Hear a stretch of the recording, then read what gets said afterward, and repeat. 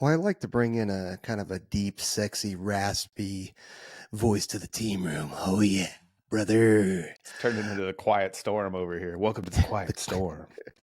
The quiet storm. You don't get that reference? No? Okay, Ty. Anyway, welcome back to the team room. We appreciate you joining us. Thanks for lending us your ears. And today we want to talk about uh, things that are overused and overplayed, i.e., mainly the word leadership. Leadership is often overused and it is thrown out all over the place. You know, there's tons of books, tons of podcasts, tons of um, speakers that go around speaking on it, which is fine because it's highly needed. There is definitely, like, all those things wouldn't exist if there was not a lack of that um, need in the workplace, in the military, just in life in general. But it's kind of like therapy words where people overuse therapy words. I'm triggered or I'm whatever, safe space. It's leadership is the same way. People use or overuse leadership way too much. And once you start to overuse something, it actually ends up meaning nothing. So that's kind of what I wanted to talk about. And I was telling, like I said earlier, I wake up in the middle of the night and I can't sleep sometimes, and so then I just write things down in a note and then hope to talk about it. So that's kind of what I wanted to throw to you. And I bet I'd be willing to bet that Trent has some hot takes on this, so we may have to reshoot this one later on. But Oh, what do man. you got? I'm just gonna have Trent do a reaction video so he can watch this and then he'll just pause and he'll just talk through it. Yeah, leadership is like a lot of stuff. There's semantic overload, right? Where a word takes on meanings that it may not be in the dictionary, or it may have evolved over time, or suddenly you're like, this word doesn't mean that anymore, or how it is that we use it. Leader is one of those books. Or one of those books, one of those topics that it has so many things written on it. Leaders eat last. All of the David Goggins stuff is about leadership. Extreme ownership from Jocko. All these people have figured it out. You're right. There wouldn't be a market for it if there wasn't a need for that sort of information. But it gives everybody the sense that at all times in your life, you're going to lead. You're going to lead in every single thing that you do. At least in our context, when it takes a while to become a leader in your organization. Once you make it there, whatever that word means, once you get to a position of authority, you're still given evaluations every day. People are still evaluating you every single day coming into work. You have a way larger scope of responsibility. The decisions you make are way more, but it even takes you growing into that role. Somebody is evaluating you as a leader to get better and to grow. And some people still don't progress past a certain level for a number of different reasons. So when we say leader, that's who we're talking about. You're not always going to be a leader in our organization. And, No. Sometimes some of the best folks are the people that are right on the precipice for whatever reason, right? Somebody outranks them on the team and they get to be the number two. Let me tell you, being the number two is awesome. And if you're a really good, supportive, number two man to, your organizational leader, it makes things a lot easier, like a whole lot easier. I'm reminded of, old K-Dub when he was the DO and I was his op suit. Man, it was a joy to come into work, but I didn't, because I didn't have to be the leader. I didn't have to be that guy. K-Dub was that dude. And I could fill the other lanes of, support to the commander, support to the acting commander, whatever. And man, it was good times. But and it was because I wasn't the leader in that scenario. I was the muscle, so to speak. It's being the hype man too. I love being the hype man. I got to be like his angry interpreter, like the scene with Yeah. Obama where the anger interpreter. That was exactly my job. Yeah. Yeah. Oh, you've seen his birth certificate. You know he was born in America. No, I love that sketch. Shout out Key and Peele. Key and Peele got rich off doing Dave Chappelle's show when Dave Chappelle went away. But anyway, not the point. Yeah, but I got to be his anger interpreter. I got to be, that dude that just kind of would go do stuff. I had a wide scope of practice, so to speak. So K-Dub let me handle enlisted business and let me handle that. And it was good, but that's a great example of, and I just knew what role I had to play. And that role was, hype man and support dude. And I was happy to do that. That was one of the better times in my career. Right, but that it also, because there's aspects of what you talked about, like the different kind of leadership role that K-Dub had, and then a different leadership role that you had. Um, yeah, okay, you were the number two hype man, but at the same time, within the enlisted space or within, like, you already had some, not necessarily because your position. I mean, that obviously has something to do with it as well, but your own personality, your own credibility in terms of, okay, you as a senior PJ, just not because you're of your rank, but like, dude, you've just been a PJ for a long time. You inherently have credibility and leadership qualities because people go, and dude, I'm going to oversimplify this, but let's say, hey, I just need you to, you know, tie up a 3-to-1, right? Like, you've done it thousands upon thousands of times. Of course, you're going to be a leadership in that space. You start asking me to do anything, or maybe you used to ask me to do JTAC stuff, and I knew what the hell I was doing. Maybe now I'm not, but like, I already have, I've done thousands of 9 lines. So yeah, okay, I know how to do that. You're I have a natural tendency to lead in that aspect. But it had nothing to do with my position, nothing to do with my rank. It's just, you just have that inherent credibility. It's like, and that goes across the board with a whole bunch of different people and the different aspects of it. They could be the lowest ranking person on the team, but if there's a problem set that they happen to excel at, because maybe before they came in they were in that field, or they went to school for that, like, they're going to be a natural leader in that aspect of that particular thing. Yeah, you're going to want to step up and engage. If there's, if you feel like that's your home run area, of course you're going to want to go like, hey, I'm a subject matter enthusiast, as we like to say in this arena. I'm going to jump in here and I have input. Like, of course, like, because you feel like you're most at home there, obviously, and that comfort level is huge. And it's funny, the things that kind of young leaders try to do is they have this sense of leadership, that I always love, and it comes a lot from the the questions about being a stow or being a crow, and they're like, well, I don't want to go to an admin role too early, and how many deployments am I going to have? Like, all of these things kind of like fit into the rank/leadership question, but they have this idea where they're gonna get in and become a stow, and they're gonna be a crusty major, like running tactical missions. But like, man, it's been 8 years on the teams. I'm a major now. I shouldn't have to run. Like, hey, bro, that's not gonna be the move there. But it would be funny if they looked at the leadership in really high ranking teams, like teams that are very stable. I'm talking about, some of the more special teams that we have out there. You get there and you can be there for 15 deployments over 20 years and really never leave. Well, man, I'll tell you from experience, there's a lot of E9s in that room, right? Oh Like, yeah. you look around, you're like, sergeant major, sergeant major, sergeant major, sergeant major, sergeant major. I like, yeah. So, but it's odd, like, all of those people are essentially equal. They have a positional authority of their troop chiefs, and the squadron chief and all those dudes, squadron sergeant Well, major. yeah, and they're professional enough to go like, all right, dude, you're the same rank, you're the same rank. Hey man, I'm game for following. Right. Following is just as important as somebody to take lead. Like, okay, it's really bad if you just have a room full of followers and nobody to take charge. Yeah, that's really bad. But in the same token, if you have a room full of leaders and nobody's willing to actually muck in and get their hands dirty, then, like, you're exactly where you kind of left off with all the followers. Right. You have to have people in both, and even then, that's probably oversimplifying it in terms of, okay, you have somebody who's in charge or somebody who's leading, and then somebody who's following. Like, there's tiers within that, and that's why the military task organization is kind of the way it's set up. Right. It works.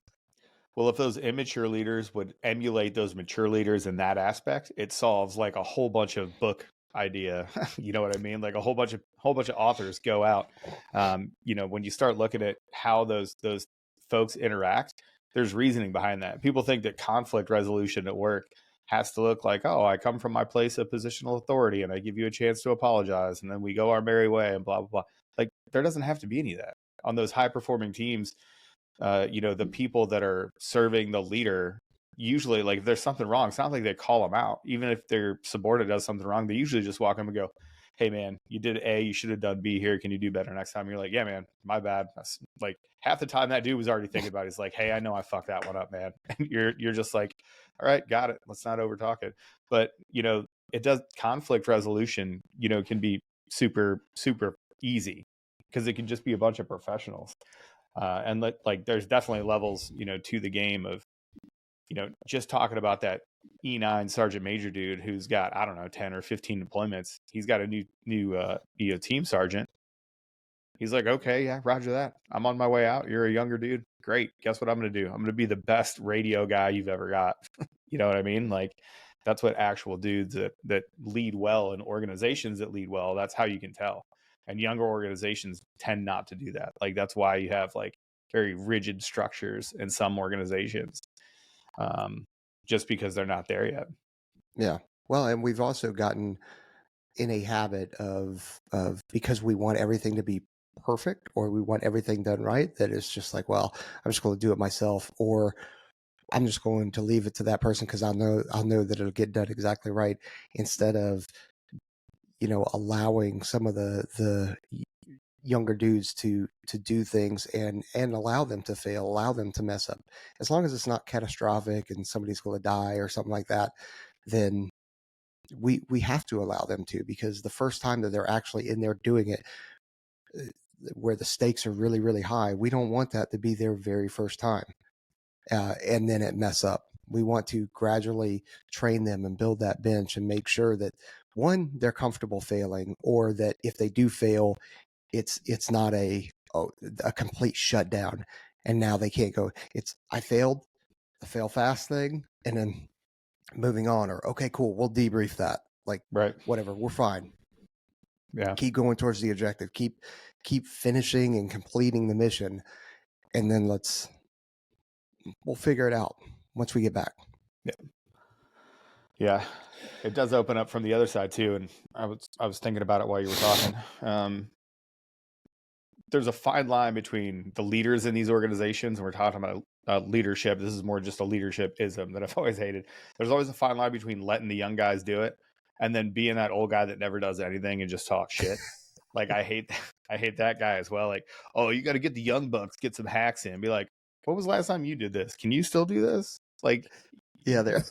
You can have one or the other, man. You can either be current and have an opinion, or you can shut the fuck up. Like, if you're not, then that is what it is. Like, we all have our roles to play. But I always love that dude. Like, oh no, let the young dudes get it in. And I've done it both ways. A funny thing, because it was totally fine. There was a pretty serious range incident, and it was just team training. It was basically an explosion happened, and somebody's hand was next to the explosion. And Jared and I, my friend Jared, two senior PJs on the team, not primary medics that day, just happened to be standing next to the guy. Jared and I immediately start treating the young medic, like, pokes his head and he's like, oh, hey, I'm here to help. We're like, get out of here, nerd. You can't do that either. You know what I mean? That should have been one of those times. We figured it out shortly after we face mushed him. Jared was like, kind of like, hey, we should probably let Adam do this. And I was like, yeah, you know, you're probably right. Let me let's go ahead and step back. Hey, Adam. Yeah, come over here, man. Sorry about that. But anyway, person in question was fine. No, I had something very similar when me and Sean Harvell were wrestling around, and he had a knife on his hip.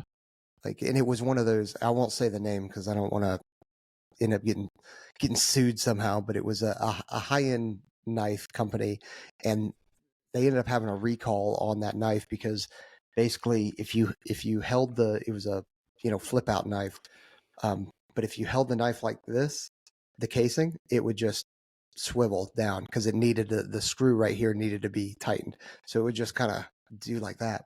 Well, he had it on his hip, and I didn't know that, and I'm wrestling him from behind, and I freaking grab him, and I throw him onto some A3 bags, and I feel a really, really bad Charlie horse on my thigh. And I'm like, fuck, that's weird. Like, what? And I'm feeling the A3 bag going, the hell did I freaking fall on? And I just happen to look up and I can see the knife on his edge and it's sticking out. And I'm like, oh no. And this is BDU. So with BDUs and blood, it just goes black. It doesn't go, Yeah. it's not red or anything like that. No, that I'm not green's telling you. I soaked know enough. you know Yeah. that, but like Yeah. the BDUs go black. And then I look down and on my leg, and my leg's just black and it's just growing. I'm like, Sean, dude, you stabbed me. He's like, yeah, shut the fuck up, dude. I'd stab you. I'm like, no, dude, look. And I just pull my pants down and it's just, Oh my God. so obviously this is 321st. So we've got a bunch of PJs. Yeah, we've got a bunch of PJs and, Those dirt magicians, those yeah, magic dirty boys. Those, that's what they call us at STs, is they call us yeah, dirt magicians. they do call you guys dirt magicians. It's something that I've used a lot, and We're we have little said a Care lot on Bears. this podcast. We're little Care Bears. You know why? Because you guys are so gung ho, and we're all so like, hey, bro, we balance each other out. My goodness, yeah. And so just like you were talking about in terms of, we had brand new PJs. They had been on the team for a couple months, and then we had two seniors. So two senior PJs were actually arguing about who's going to get the treat. Me, as I'm just sitting there bleeding. And then finally, Chris Trisco actually pushes them out of the way. He's like, how about somebody fucking plug the wound? It just puts gauze on there while the two, like right in between the two senior PJs. Like, how about let's just plug the wound and then let's talk about who's going to treat them.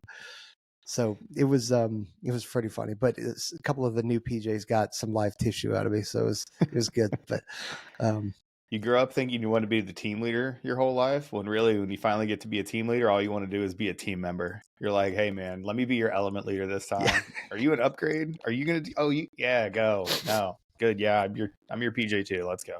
Yeah, but and that's what I'm saying. Like it's, you can, the military and people that are focused on duty titles and that kind of stuff. So they say, well, I'm the flight chief, or I'm the commander, or I'm the whatever. Okay, so with that, there are certain authorities that you are authorities and roles that you're expected to have, but it doesn't mean that you're just the natural leader in that. You could be the flight chief, you could be the team chief, but guess what? The dude, the tech sergeant or the staff sergeant that happens to just have that kind of personality and just he's incredible. That's the dude that might be really leading the team, or he may not be in charge, but I tell you what, those dudes on the team will do anything that guy says because he's got credibility, he's personable, and he's just a natural leader. It doesn't matter if he's a section chief or a NCOIC. It doesn't matter. I know I'm using a bunch of acronyms. My bad. No, that's great. Somebody hit us up. Non-commissioned officer in charge. Somebody hit us up on one of the ATA episodes. It was like, oh man, I wish I had some sort of key to figure out all of the acronyms you guys use in this one. We're like, it is bad. Like you start finding yourself just, oh man, I really did use that entire sentence in acronyms. Yeah. Every time you say an acronym, I just find myself explaining what the acronym is. So now it's been a clue to me. I just say in plain English. It's a lot. The worst part is when you're like, wait a minute, what is that acronym? We're all guilty of it at some point, and you even get caught like using an acronym you don't know. It can never be me, but I've seen people get caught just, what does that mean? And the guy's like, oh, it means this, and everybody's like, that's not what that means. No, that is not what that means at all. Yeah, but or like the phonetic, spelling or saying of what they think the acronym is. Hilarious. It's always a good one. Like, you think that's what? No. Yeah, those are some challenges I always see from, we started talking about kind of like the semantic overload of, what is being a leader and how does that look, and will you always be the leader and stuff, and dispelled some rumors there. We had some isms of the leadership thing. Is there anything else you wanted to talk about, like leadership wise? I think probably some of the characteristics that we see, and again, it's not just of the folks that are in that leadership position, but the quote unquote leaders. And I know I said that we both said that it's an overused term, and yet we're using the hell out of it in this. Right. So I don't know free to generalize the shit out of it. Exactly. So I don't know a better word to use right now, but I think some of the characteristics of what at least I see as somebody who is what I would consider a good leader. So you're honest, transparent, hold others accountable, hold yourself more importantly accountable, because I should be holding myself more accountable than I do anybody else in my eyes. Because if I don't hold myself accountable for things that I either do well or mess up or get wrong, then what business do I have going to you or going to somebody else and saying, you jack these things up and now I'm going to hold you accountable? Like that's messed up in my eyes. Yeah. No, I agree. There's a, transparency for a leader, both good and bad. Like you're gonna screw up as a leader. Like the guys that'll just stand up and go, "Hey, really screwed this one up. I'm trying to fix it going forward. Here's what I think I learned. Let's go forward." I mean, everybody's gonna have those days, and have a leader pretend like they've never done anything like that, or people have a tendency to get a little bit too preachy as a leader. I say the same thing for law enforcement. Like if law enforcement is ever giving me a citation for anything, they're like, "Hey, you really should, be careful on this drive." And some cop gave me a 10-minute lecture on texting and driving. Wow. And I was like, I wasn't. You pulled me over for speeding. Like you didn't pull me over because I was driving reckless and like looking at my phone. Because I was going 15 over on this one little road. So, but like for 10 minutes, she's like, "Oh yeah, deaths are up way this year, so you can't be texting and driving." And I was like, okay. And then she was like continue with this like listen, at this point it's a transaction. You're giving me a ticket, I have to pay the state now. Okay, just make it efficient. Don't talk to me. That's I don't weird want to that talk she to you went about stuff. into a texting while driving rant while you were just speeding. I don't know, it was so weird about it afterwards that I was just like, oh, maybe she needed to do that day. Yeah, that is weird. Who knows? Now, Anyway. the transparency thing though is there is a fine line. I have been absolutely guilty of being too transparent. Mm-hmm. Because it's a weird thing, and I'm sure you recognize that when I first showed up to the 2-2, like I had Chief on for a month. That's it, right? But the folks in the 2-2 had no idea. They just assumed, hey, he's showed up and he's got that extra rank on, that extra stripe, and he knows like all these things, which is not the case at all. Oh, he knows how to do manning. He knows how to do assignments. He knows how to do EPRs or EPBs and all that kind of stuff. Like, no, I don't. Nah, dog. Like, joke's on you, my guy. Yeah. Well, you're the chief. I'm like, yeah, I've had it on for a month, and I didn't come from another unit. I came from a SOCOM headquarters. Like, wait, I didn't do that stuff there. Like, I had one EPB to do, and it was my own for my boss. That was it. So, transparency like that is good, but at the same time, it can be bad because if you kind of let the cat out of the bag about things that are going on within the command or things that are going on within whatever, then you can then create turmoil that you don't need to create. Sorry, try not to cough, people. You're getting there. You're gonna be better. Yeah, there's nuance to all this stuff too, and that's what most of your, if not all of your time, thinking about your own personal leadership styles, like thinking about all of these things and all these places where you could have fallen short or whatever else, and trying to find answers to all these great leadership riddles. Because there's good and bad parts to both of it. Like the guys that take another kind of like trait that we look for is somebody that can easily wield their authority. Like I like a predictable dude. Like if I screw up with a commander, there is actually like comfort that I get knowing like, hey, here's how he's going to react. Here's what he's going to say. Here's what I need to be prepared for. That actually makes you a lot more comfortable than never knowing what your leader is going to do. Unpredictable, or maybe doesn't do so well in planning or whatever. But there's nothing more chaotic than working for a leader where you're like, oh man, well, one of the guys, didn't see a curb and, hit it with a truck, hit the curb with the truck. And now we have to replace something on a vehicle. Well, I've walked into commanders' rooms and just been like, are you going to scream at me? Are you just going to be like, okay, cool, tight? Because, you both ends of that spectrum. But that's a wacky place to live. So a good quality of a leader is for me is predictability, consistency, good, bad, or indifferent. You can be heavy-handed. You could be kind of more dictator-ish. I don't have problem working for those types of dudes, because usually their rules are very clear. And once you figure out what it is that you do for them, then usually you can have as much freedom as you want. You just got to figure out what it is that they're, what left and rights they want you to follow. And when you have that figured out, then you go forth and do. No, you're 100% right. Having somebody that has an even keel and is going to react exactly how they are. So again, the nice, calm, cool, collected is my preferred.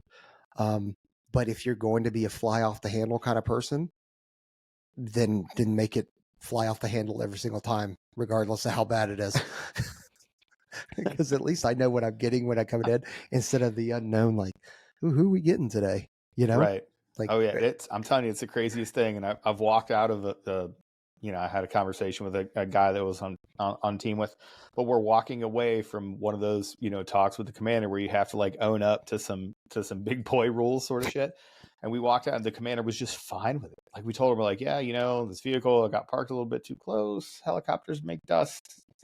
We need a new windshield. And he just kind of like looked at us and he was like, okay, yeah.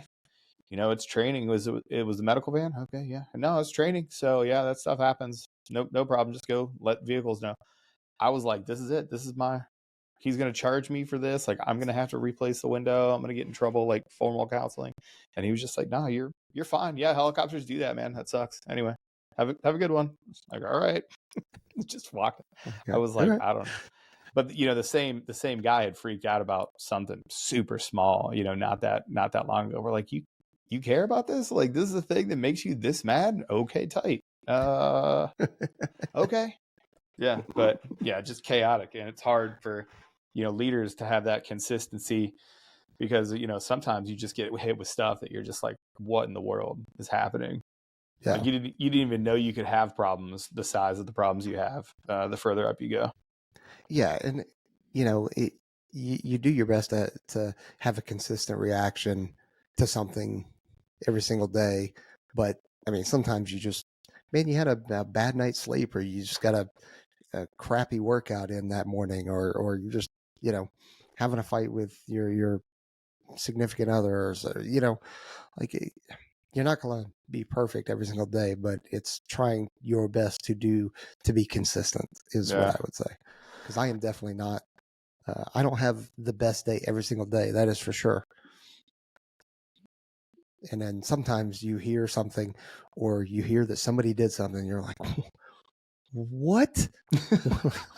What? You did what now? I love the times that I hear about it and it's so crazy that I'm like, that can't be true. And somebody's like, no, we're not screwing with you. This is actually a true thing. You're like, wow. Well, I'm impressed, at least. There were times where I had never. It's kind of like the joke about free fall school, is, the students, once they put on that little yellow or orange jumpsuit, whatever they are now, they're just completely they're impervious to pain. They can just do that. You'll see a student just do a downwind landing at like 200 miles an hour, like roll 12 times. You're like, oh my God, are you okay? They'll just stand up and they're fine. It's that yellow suit of invincibility. But like, you landed on a cactus, bro, and they're just out jumping again. No big deal. I actually did that in another tangent. I actually did that in free fall school. So I was on short final, I think probably like 5th or 6th jump out at Yuma. And I'm coming in, and I never saw, but there was a dust devil that I went right over top, and it just absolutely collapsed my chute at like 200 feet. So then I look up, like, I hit a toggle strike, my chute inflates. Like, I hit the ground, pretty hard, but my chute inflated just enough to get a little bit of lift before I hit the ground. So over flies the medic, who's the PJ.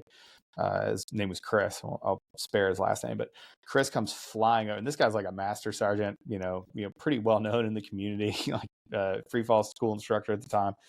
And I'm just kind of like dusting myself off and put stuff away. He's like, bro, are you okay? And I saw the look on his face, and I was like, should I not be okay?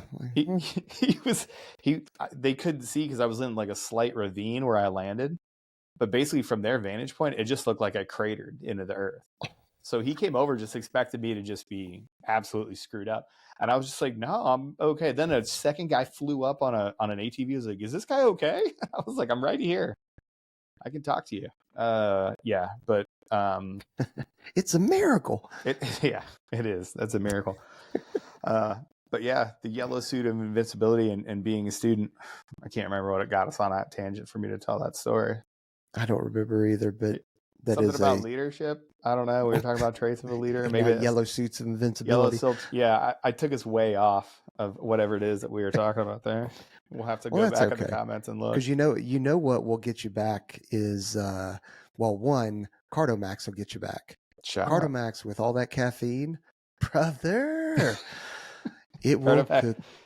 Cardomax fueled my entire operation. I had to clean everything up. I'm having some friends come into town and stay for a couple days, and I had to clean everything yesterday. So it was just one of those days where you throw on a podcast, you eat the fact that for the entire afternoon you were going to be cleaning bathrooms and mopping floors and cleaning things that you aren't like used to cleaning. But there by my side the entire time was Cardomax. If you download 2 of those packets, 2 is the dose for me.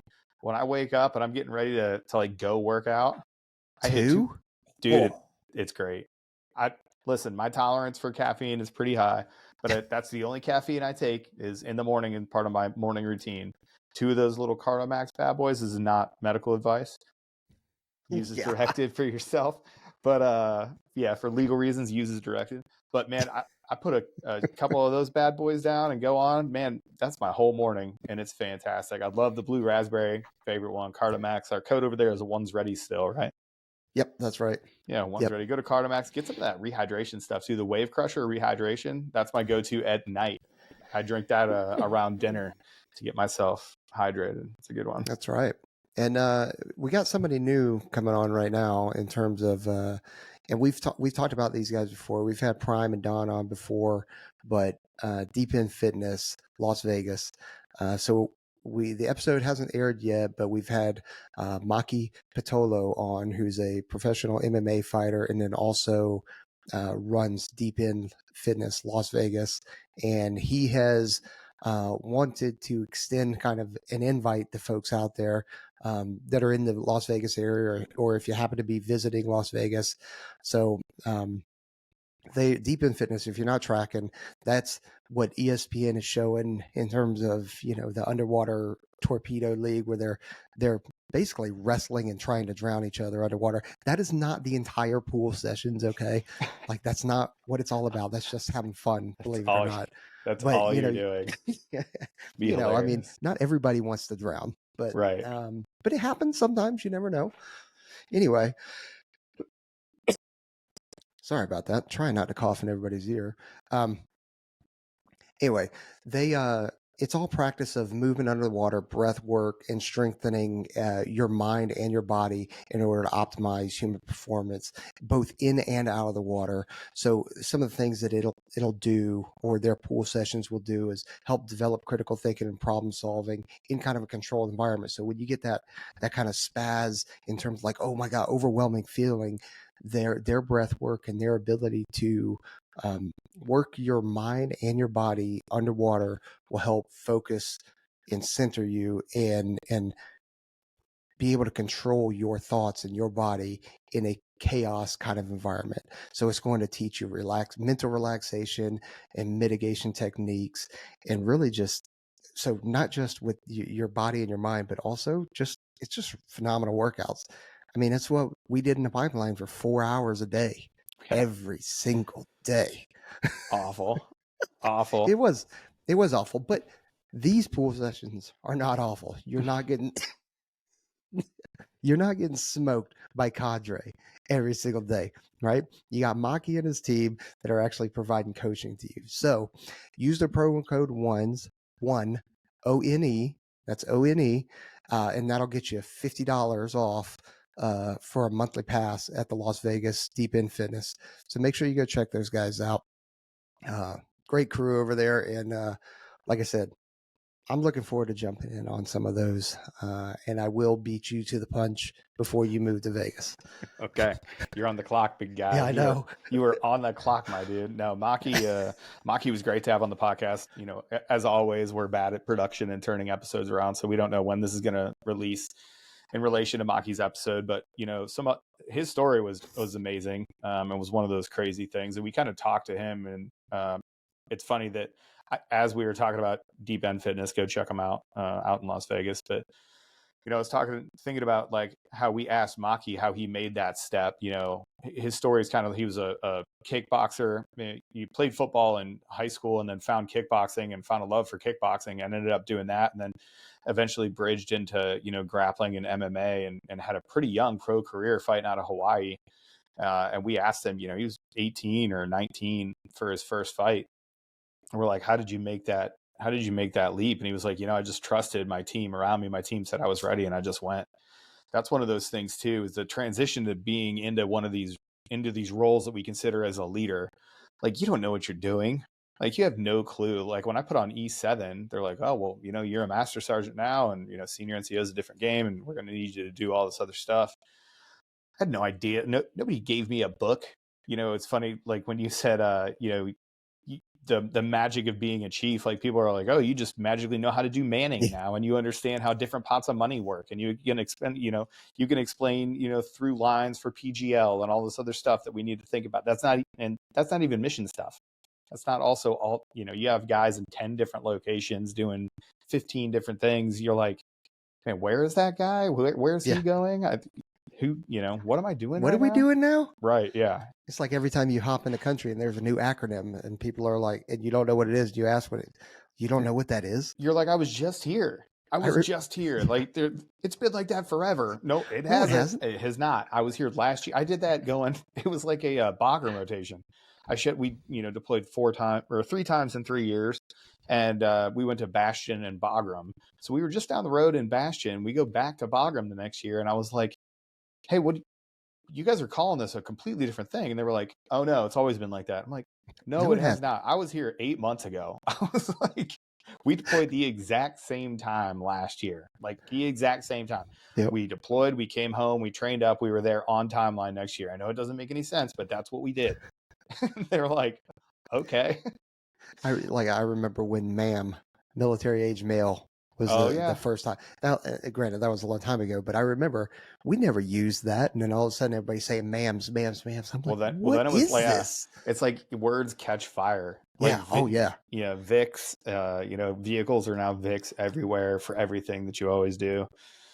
That came about during our stuff. We didn't even have we were there passing. Like, the first time I heard a slant, they were like, "Hey, give me your slant off target," and you're like. The slant out there. It's funny we were talking about acronyms. I think that might be an acronym. Yeah, it is. Okay, we won't say it. It's an acronym, but it's an acronym. But even then I still can't. I can't tell you what on the spot. I could look it up real fast, but on the spot right now, I just know. And that's the thing, folks. You don't have to say Joint Terminal Attack Controller. Right. You just say JTAC, slant, MAM. You just know what it is. Yeah. That's where you'll get, and it doesn't make sense now, but you'll get to a point where that you just know what it is.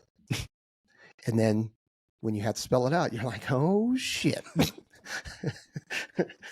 Especially as you're writing, as you're writing an email or writing a paper on something, and you're like, and let me spell it out, because I got to spell it out the very first time before I use the acronym. And then you're like, oh boy, I need to Google this.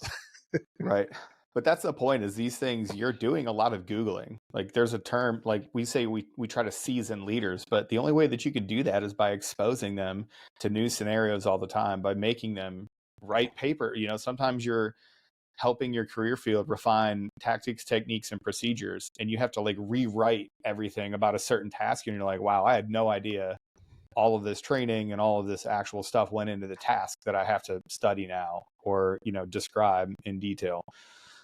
But you don't know how to do that. Like, you're going to have your first tactics rewrite the first time that you go to that thing. You're going to be like, oh, wow, I know nothing about my entire life. But then, as you go back a second or a third time, you're like, oh, okay, cool. Like, you have to be exposed to that sort of stuff just to make sure you are growing as a leader. You don't need to know 100% of the things. Like, that's never the goal, is to be the guy on the mountain with all the knowledge. But you want to know enough to get him to the right people.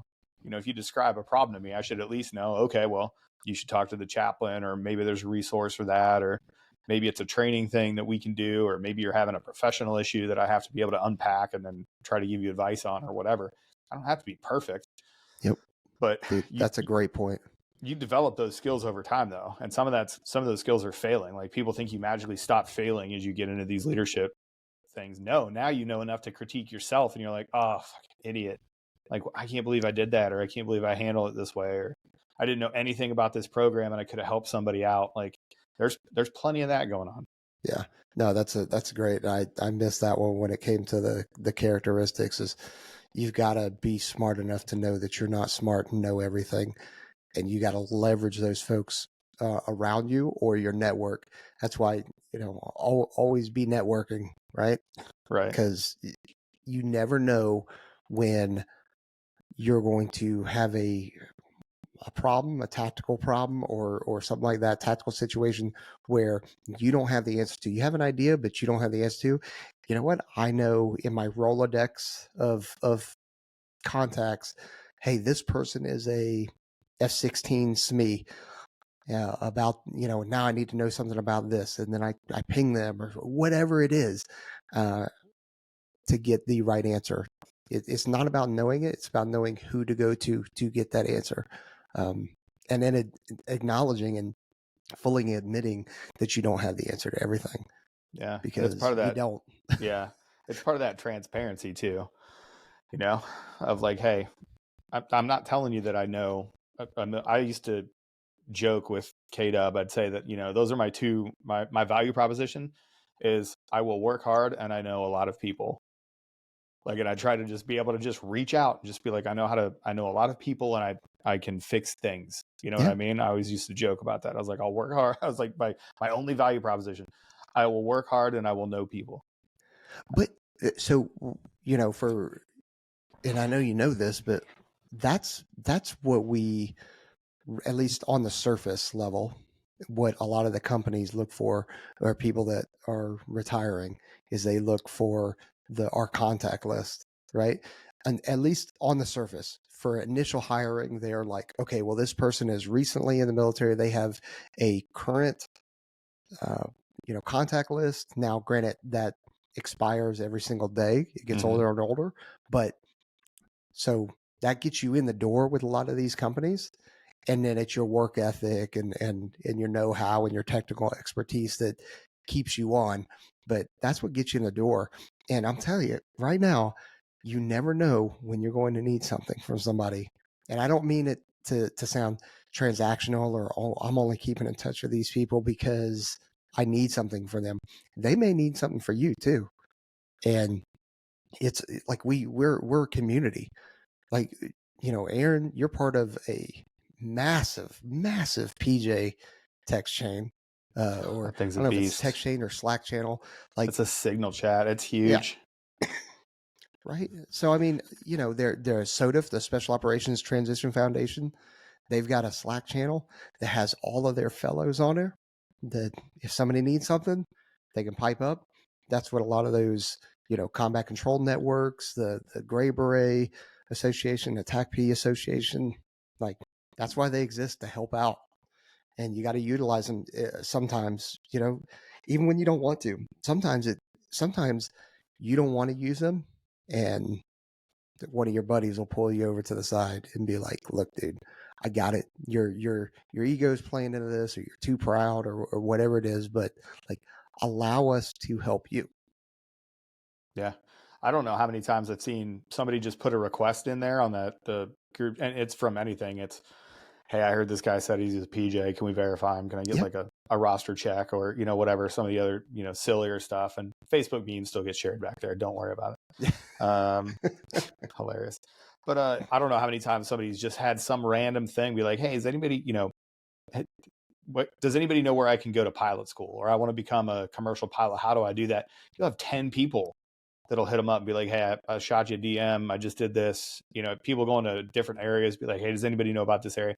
Like 15 people hop in and are like, oh, here you go. I know this guy. I know that guy. Like, it is an amazing resource. Like, every time I watch it happen, I'm just like, that's the reason this chat exists. But exactly.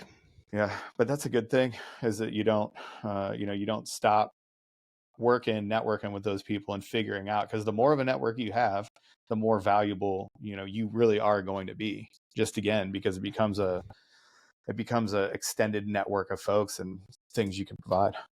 Yeah. And that's why it's uncomfortable for people, a lot of people anyway. I know me, I'm a social butterfly, so it comes natural to me, but the, at events or something like that, where you got to go talk to a lot of people, and it happens. And sometimes what's weird is you can tell, I don't know, just because I've done it enough, you can tell when it's somebody who is purely transactional, like they just want to have your name because you know that one day they're going to reach out and just need something just because they want something. They don't actually want to provide anything, any Right. value to you or your life. They're Right. just like, I want to have this dude in my number or in my Right. phone, that way I can reach out to them. You could Yeah. you do it enough and you can tell. You're like, oh, no, okay, I know what you are, but My you're a most dreaded pariah. my most dreaded days at the schoolhouse were the graduations. So we there used to be 4 graduations a year, but then 3 graduations. Normally I would do the family brief, or I would do, I started working a little bit with Bill Watson and the Pararescue Association and stuff that they're working on. PJ Foundation as well. Like, shout out to those cats, and those guys are doing great stuff. More foundations to put out there, but I'll tell you, those graduation days. So you'd have family that was there. You'd have mucky mucks from around base. Sometimes, depending on like if everybody gets a wild hair, we used to pair graduations with stuff like SKT rewrites. So people would come down. SKT is specialty knowledge training. Is that SKT? The skills knowledge. Yeah. Oh man, here we go. I think Oh dude, specialty we're knowledge. going to get so roasted. We should I know don't what care. SKT is. I Skills know what knowledge SKT training. is. I know. Oh well, look. Hey, young I'll look it. Jamie, I'll look it young up. Jamie, Google that one. But yeah, so sometimes you would have like really high ranking career field dudes in. So like, if you were heavily engaged in this process, I would just talk about, the schmoozing just drains my battery. Because you'd have to talk to, maybe you're talking to your boss in the career field. Maybe you're talking to a random 2-star general that just got wind that the PJs were graduating and they wanted to come. We've had Chief Master Sergeant of the Air Forces there. We've had, General Welsh, famously used to come down there. General Goldfein was rescued by PJ. So we'd had the Chief of Staff and the Chief Master Sergeant of the Air Force through like at the schoolhouse just on random Tuesdays because he got laid over. So our chief at the time, Robbie Bean, was on the team that saved Goldfein during his shoot down. And he used to come in frequently and chat with Chief Bean because Chief Bean was the last guy on the team that was still in. He was a commandant of the school. But it was like those graduation days, they'd be so draining for me by the time I got done. I'm just like, whatever. But that's where I like, or like when we've done shot before, that's another one where you're talking to people and just meeting people all day. And sometimes you can just feel it. They're just like, oh yeah, let me get your phone number. I bet when you and Trent stayed in the hotel, you guys did not speak to each other at all. As soon as you came in the door, it's like, your bed, don't talk to me. No, that's false. Joke's on you, my guy. The only thing we did was gossip about the people that we saw during the day. It was worse. And Trent starts asking me if aliens are real, and they are, by the way. But, we're already they are 100%. Yeah. So just to SKT is specialty knowledge test. So you had it right. Test. No, I said training, not test. I'll take it. Yeah. Yeah. Oh man, terrible. And I'm glad we came full circle on that one. It's always good to tie a through line. Just to show everybody. Like, yeah. Hey, 100%. I never promised I was great. You know what I mean? Just because I can hit record and set up some very simple cameras here and lights, and I still managed to mess that up. I still managed to mess that up pretty good. Every time we record. We still manage to screw stuff. I love it. Yeah. That's really it. The biggest thing is it's a played out word. It's unfortunate. I don't have a better word for it. I don't think you do either. And apparently our culture doesn't have a great word for it yet. So we're stuck with leadership, even though it's played out. It's okay if you're, a follower, because we need those too. I'm a follower. Like, yes, I happen to fall into a leadership role, a leadership position, or if it's something that I'm familiar with, sure. I'm a leader in that arena or whatever it is. other than that, man, like there's something to be said for being a good follower. Yeah. Just working, getting your When hands dirty and getting in it, you know? when is buddy breathing the easiest? When you have a partner that's just shoving that snorkel at you, that all they care about is getting the snorkel back. Imagine being on a team where everybody cares more about you getting the snorkel than them, like themselves. That team is going to be great. And not everybody, like nobody's in that case being a leader. Somebody might have to step up and go, hey, I want to go do this thing. I need you guys' help. And you're like, okay, cool. You look for work and make it happen. But that's when times are the best, or when people are trying to get you the snorkel at all times and making sure that you have what you need. That's a pretty good place to be. So that's actually a really good analogy, that being that buddy and almost serving that other person is like, hey man, that's just, I'm good. I don't need a breath right now. I mean, I do need a breath, but like I'm more worried about you right now. And so, man, between you guys just hammering that thing back and forth, that's huge. Yeah, that's a good analogy. I like that.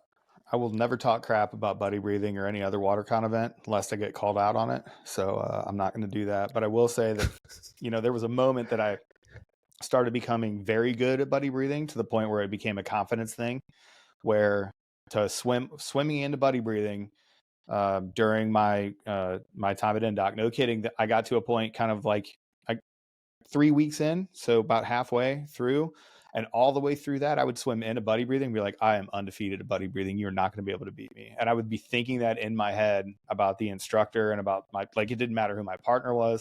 I just got into this habit of just, no, you're not going to beat me. And I did go for a little bit undefeated in buddy breathing, where I walked in and my partner might fail that day, or we would pass. And it became a thing that became a confidence thing, almost like a fight. Anyway, point being, the day that it flipped for me is the day that I was like, all right, I'm going to try this. I'm just going to try to, if anybody pops, it's going to be me, because I'm going to pass out. But I'm going to try to get the snorkel to my buddy. And it worked like that first day. And then I noticed it was working all the time. It was just every single time. Like if I just pass him the snorkel, it immediately made the other dude more calm. Like doing the fake thing where you pass it right back. That's always a big move. Like, oh, I don't even need to take this breath. Here, I'm just going to give that back. That's the move right there. Because then your partner's like, oh yeah, let's go. Oh yeah. Well, I think that probably plays into a much larger thing, as it is that mentality shift across the board, whether it's buddy breathing or something else, is instead of, and I think you say this, don't let it happen to you, or you're allowing it to happen to you instead of you happening to it. Yeah. There is for sure a mind shift there that happens, and you're right. It's a confidence thing. Is, man, no longer am I just making it through. Am I just surviving? Like, oh I'm man, going to I made impose. it. Yeah. Yeah. And No, it I am requires happening a to bit you. of delusion. I will say that. Is it you got to just be like, I'm going to go impose my absolute will onto this scenario. Like I am going to make this happen. You know what I mean? Like once you shift it to that, you feel like you're more active in the process. Things aren't happening to you. They're happening because of you. And if they're happening because of you, then you can change the outcome by changing what it is that you're doing. But you are, because you're feeding that person the snorkel. And Yep. and I know we're using buddy breathing, but some people struggle with it, some people don't. It's just like ditch and dawn. Some people struggle with it, some people don't. Ditch and dawn was never an issue for me. Buddy breathing wasn't bad. I don't, but there I had my own, like anything with distance, going underwater distance. Right. That always I struggled with. Pretty disrespectful, huh? Yeah. Yeah, it's man, Hilarious. rucking, running, Right. underwaters. Right. A 50-meter for you, maybe a lot more for me. I don't know. Exactly. Yeah, it's definitely more strokes. I'll tell you that much. Yeah. Oh, it is definitely more strokes. I will tell you, there was my favorite guy. Speaking of 50, there was one crow that I worked for. I won't even say his name. I'll use my fill-in fake name of Mike. Mike was a crow. I don't think Mike ever physically completed a 50-meter underwater. That dude would pass. I mean, he was one of the most in shape guys I've ever seen. An amazing leader, a great dude, a great family man. So many good things to say about him. But he'd get to be about 45 meters, and you could tell like he was not of this world. And it didn't matter if he was doing it fresh. It didn't matter if he was doing it during a training day, he would just kind of go limp, and like it was your job as a safety man to pick him up, because as soon as he hit out of the water, he would just give the okay like a boss, and the instructors would be like, oh yeah, like he touched me, like, oh yeah, he's fine. The safety man would be like right over top, just shielding him in a little bit. He's good. He'll knock out the first 35. No, he's we'll fine. only start right at 40. We'll start following him. Dude, that's it. And you're just like, oh man. I'm not saying like, and I was always the safety man because I was the NCOIC of the team, so I would sit next, or close to it. I was one of the NCS, and I would sit next to him, in the middle of the pool, and we would get ready to go. So I was always a safety man too, as we counted off. So, oh man, it was awesome. Yeah, but I will say, and it's funny that we kind of have a tangent into that, but he was one of the best leaders that I ever worked for. Like that guy was an Ironman athlete, like a no kidding, the Ironman triathlon. He was a multiple time finisher. He would never tell you that. He wasn't a physically imposing guy, but he would outdo you at everything, to include work ethic. Jeez. He was just one of those dudes that really would listen to problems, really put like the human aspect of it there first. And he graduated commander too, by the way, of like a very small niche special operations unit. So he ended up coming over and crushing it on our NDOC. But that guy, all the things that we talked about, he was transparent. He never aggrandized himself. He never made the decision about him. He wasn't afraid to kind of tell you, hey, I'm making this call as the commander, and you might not get it, but this is the call we're going to make. We're going to go forward. And you'd be like, okay. He explained it as best he could. He very rarely had to yell at anybody, because that was my job. But, another great officer that I didn't have to be every leader. I can find the role where I'm supposed to, jump in and provide value where I can. But that was another great leader that I didn't have to be the leader. And sometimes there's freedom in that. So when we say everybody's a leader and we force leadership down everybody's throat for everything all the time, it does sort of get diluted, because that's what you do. When everybody does it, it's not a thing we focus on very well. No, and that's. I think I know who you're talking about, but I'm not exactly sure if obviously we'll keep his name out of it, but yeah, those kind of people are important and also frustrating to be around, because you're like, just get something wrong. Let me be like, right. Are you human? Are right, you human? Yeah. And the secret is yes, they are human. They do mess up. They are just able to.